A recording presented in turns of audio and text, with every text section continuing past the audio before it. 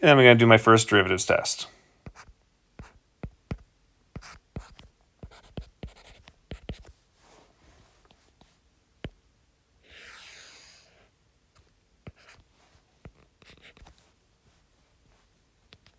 So I have negative root 3, I have 0, I have positive root 3, and I know that there is a vertical asymptote occurring at 0. I'm going to pick a couple of test points. So in this case, I'm going to pick negative 2, I'm going to pick negative 1, I'm going to pick positive 1, and I'm going to pick positive 2. And I'm going to plug them into my f prime of x. And I find that with negative 2, f prime of x is negative. With negative 1, f prime of x is positive. With positive 1, f prime of x is positive. And at positive 2, f prime of x is negative, which means that my f of x goes from decreasing to increasing to increasing to decreasing. And I can see that I have a local min at negative root 3, and I have a local max at positive root 3.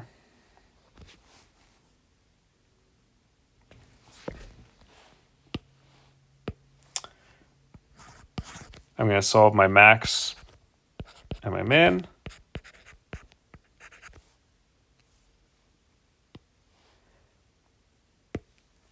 If I take f of negative root 3, then that's going to give me negative root 3 squared minus 1 all divided by negative root 3 cubed, which is going to give me 2 over negative 3 root 3.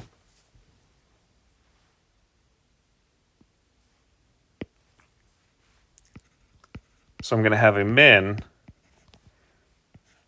at negative root 3 and 2 over negative 3 root 3.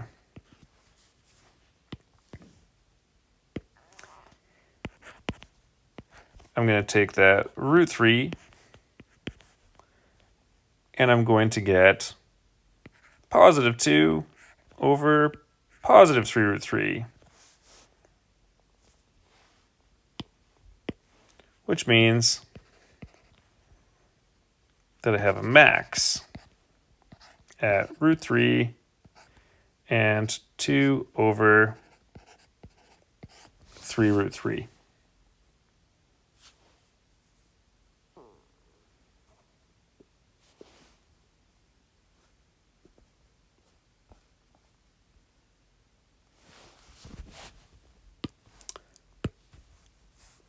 I need to do my concavity.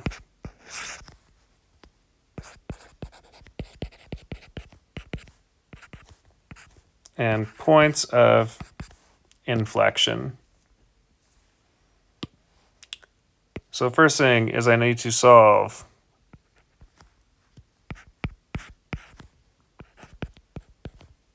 the second derivative, and I'm going to pull that from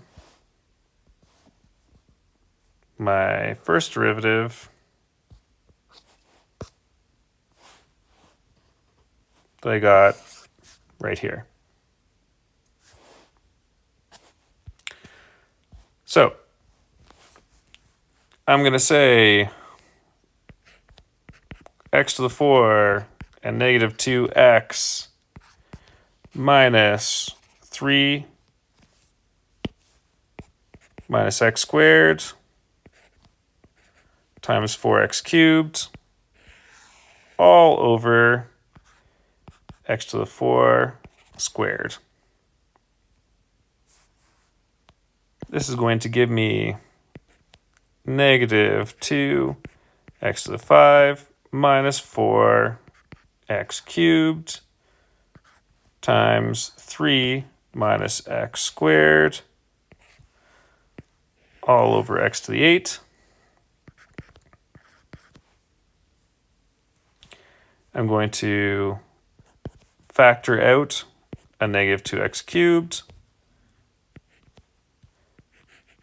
And that leaves me with x squared plus 2 times 3 minus x squared all over x to the 8.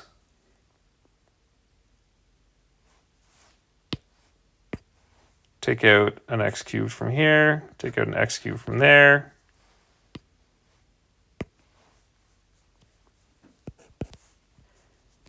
And I'm going to get negative 2 and 6 minus x squared all over x to the 5,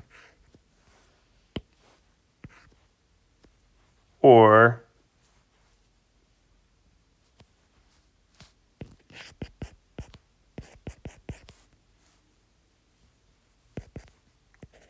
two x squared minus 6 all over x to the 5.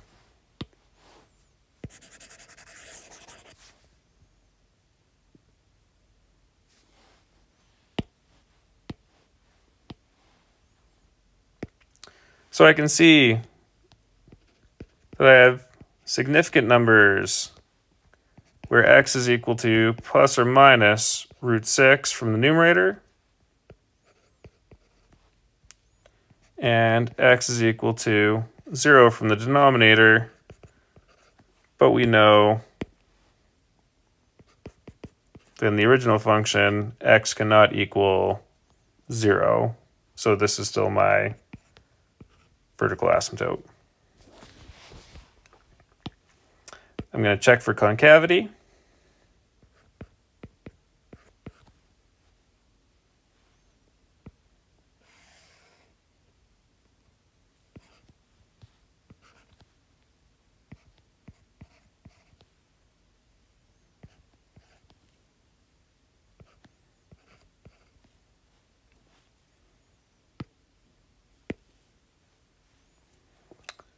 I'm going to pick some test points. -5, -1, +1, +5. Remember that this is still my vertical asymptote. I have my second derivative is negative, then positive, then negative, then positive. I have my function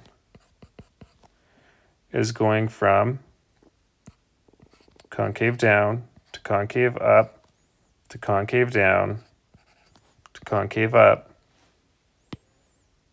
And I can see that I have a point of inflection at negative root 6 and at positive root 6.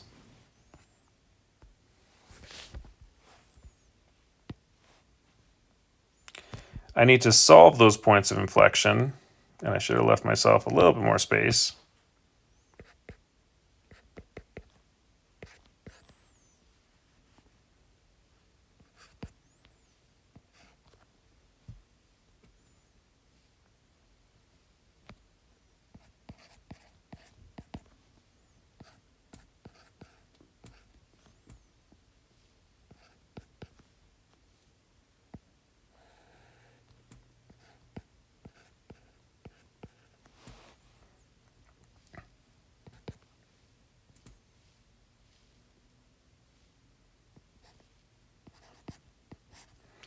And I get -5 over 6 root 6. When I take f of positive root 6, then I get +5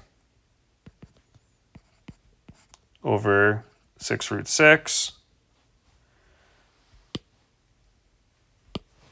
So I have points of inflection at root 6 and 5 over 6 root 6. And I'm going to have a point of inflection at negative root 6 and negative 5 over 6 root 6.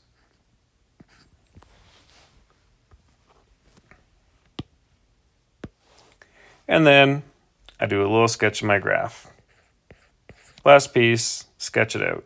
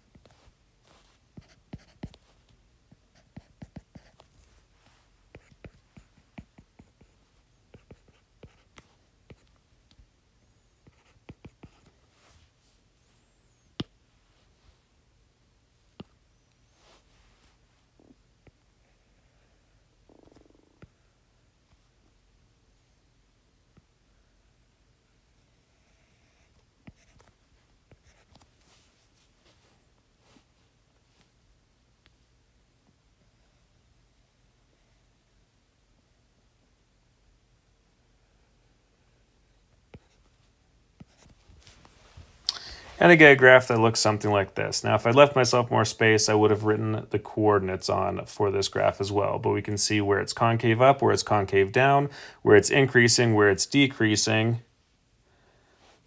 I should have drawn it through that x-intercept a little bit better.